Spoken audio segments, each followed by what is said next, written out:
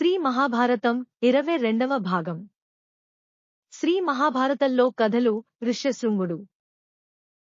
పూర్వం ఒకప్పుడు అంగదేశంలో తీవ్రమైన కరువు కాటకాలొచ్చాయి. ఈ కష్టకాలంలో కరువుల బాధ నుండి ప్రజలను ఎలా కాపాడడం అని ఆ దేశపు రాజు రోమపాదుడు పురోహితులతో చర్చించాడు. ఇంతవరకు స్త్రీని చూడకుండా సంపూర్ణ బ్రహ్మచర్యం అవలంబిస్తూ ఉన్న ఋష్యశృంగుణ్ణి రాజధానికి పిలిపించండి. మహా తపస్శాలి అయిన ఆ మహానుభావుడు మన నగరంలో కాలు మోపగానే వానలు కురుస్తాయి అన్నారు పురోహితులు. విభాండక మహాముని కుమారుడు ఋష్యశృంగుడు. ఋష్యశృంగుడు చిన్నతనం నుంచి తన తండ్రిని తప్ప మరొక మనిషిని చూడలేదు. స్త్రీలు, పురుషులు పేరిట సృష్టిలో ఒక విభజన ఉన్నదని కూడా తెలీదు.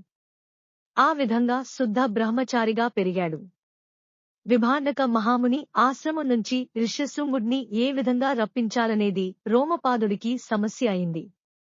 మంత్రులతో ఆలోచన చేసిన పిమ్మట రాజనగరంలో ఉన్న సుందరాంగుల్ని కొందరిని పిలిపించి, మీరు విభాండక ముని ఆశ్రమానికి పోయి ఆ వనంలో తపస్సు చేసుకుంటున్న ఋషికుమారుణ్ణి ఏదో ఒక విధంగా మన రాజధానికి తీసుకురావాలి అని ఆజ్ఞాపించాడు. సరే అని ఆ కాంతలు ముని ఆశ్రమానికి బయల్దేరి వెళ్లారు. వారు వెళ్లిన సమయానికి విభాండక ముని ఆశ్రమంలో లేడు. ఇదే మంచి అవకాశమని వారందరిలోకి అద్భుత సౌందర్యంతో వెలిగిపోతున్న ఒక విలాసవతి ఆశ్రమంలో ఉన్న ఋషి కుమారుడి దగ్గరకు వెళ్ళింది. మునివరా, క్షేమమా? మీకు కావలసిన కందమూలాలు లభ్యమవుతున్నాయా? మీ తపస్సు నిరాఘాటంగా కొనసాగుతోందా? వేదాధ్యయనం సక్రమంగా కొనసాగుతోందా? తండ్రిగారు ఎలా ఉన్నారు అని ప్రశ్నలు వేసింది. అటువంటి సుందరాకారంలో ఉన్న మనిషిని గాని, అటువంటి మధురస్వరం కాని పాపం ఋష్యశృంగుడు అంతకు మునుపు కనలేదు, వినలేదు. మెరుపులా మెరిసిన ఆ సుందరిని చూడగానే ఋషికుమారుడి మనస్సులో కలవరం మొదలైంది. అతనికి స్త్రీ పురుష భేదం తెలీదు కనుక ఆ వచ్చింది మునికుమారుడే అనుకున్నాడు. ఆర్యపాద్యాదులు ఇచ్చి, మీ ఆశ్రమం ఎక్కడా?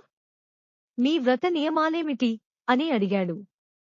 మా ఆశ్రమం ఇక్కడికి మూడామడల దూరంలో ఉంది అంటూ ఆమె తాను తెచ్చిన భక్ష్యాలు, పండ్లు స్వయంగా తినిపించింది.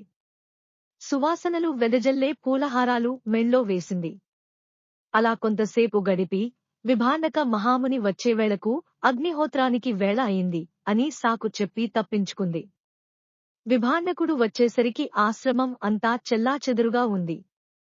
పూలు, పండ్ల తొనలు చిందరవందరగా పడి ఉన్నాయి. ఇదంతా పరికించి, అబ్బాయి, నేను లేని సమయంలో నీ దగ్గరకెవరైనా వచ్చారా? ఎందుకలా అన్యమనస్కంగా కనిపిస్తున్నావు అని అడిగాడు. నాన్నగారు, మీరు లేని సమయంలో అద్భుత రూపంలో ఉన్న ఒక మహనీయుడు ఇక్కడకు వచ్చాడు. ఆ మాట, ఆ ఆకారం నా మనస్సున నాటుకుపోయాయి.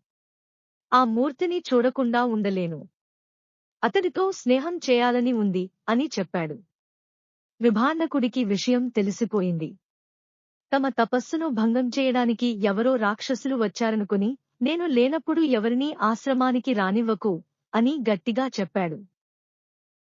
ఒకనాడు మళ్లీ విభాండకుడు లేని సమయం చూసి ఆ సుందరి మెల్లగా ఋష్యశృంగుడిని సమీపించింది.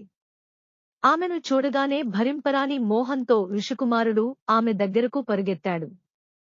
ఆ జవ్వని మాటలతో ఋష్యశృంగుణ్ణి మైమరపిస్తూ మెల్లగా అడవి దాటించి తన సఖులను కలిసింది. వారంతా కలిసి ఋష్యశృంగుణ్ణి అంగదేశానికి తీసుకుపోయారు. ఋష్యశృంగుడు అంగదేశంలో అడుగు పెట్టగానే వానలు కురిశాయి. ప్రాణకోటి సేద తీరింది. నేల పచ్చబారింది. రోమపాదుడు సంతోషించి తన కుమార్తె శాంతను ఋష్యశృంగుడికిచ్చి పెళ్లి చేశాడు. అన్నీ అనుకున్న ప్రకారం నెరవేరినప్పటికీ విభాండక మహాముని ఆగ్రహిస్తాడని భయపడ్డారు రాజుగారు. అందుకని మునిని శాంతపరచటం కోసం రాజధానికి వచ్చే మార్గాలలో చక్కని కర్రీ ఆవులను, ఎద్దులను నిలిపి పరిజనాన్ని కాపు ఉంచాడు. ఈ ఆవులు, ఎడ్లు, మేకలు, భూములు మీ కుమారుడివి. మేము మీ సేవకులం అని వినయంగా మాట్లాడమని భటులను హెచ్చరించాడు. అనుకున్నట్టు కొడుకును వెతుక్కుంటూ మహాముని రానే వచ్చాడు. రాజాజ్ఞ ప్రకారం పరిచారకులు మునీంద్రునికి స్వాగతం ఇచ్చి చేయవలసిన సపర్యలన్నీ చేశారు. కోపం చాలా వరకు చల్లార్చి ఆయనను పట్టణంలో ప్రవేశపెట్టారు. రాజాంతఃపురంలో సకల ఐశ్వర్యాలు అనుభవిస్తున్న కొడుకుని పక్కనే వినయంగా తలవంచుకుని నిలబడ్డ కోడల్ని చూసిన విభాండక మునికి ఆనందం కలిగింది. నాయనా ఋష్యశృంగ, ఈ రాజుకు ప్రియమైనదంతా చెయ్యి. ఒక కుమారుడు కలిగిన తరువాత మీరు అరణ్యాలకు రావచ్చు అని ఆశీర్వదించి వెళ్ళిపోయాడు. తండ్రి ఆనతి ప్రకారం ఋష్యశృంగుడు సంతానవంతుడై ఆ వెనుక వానప్రస్థాన్ని స్వీకరించాడు.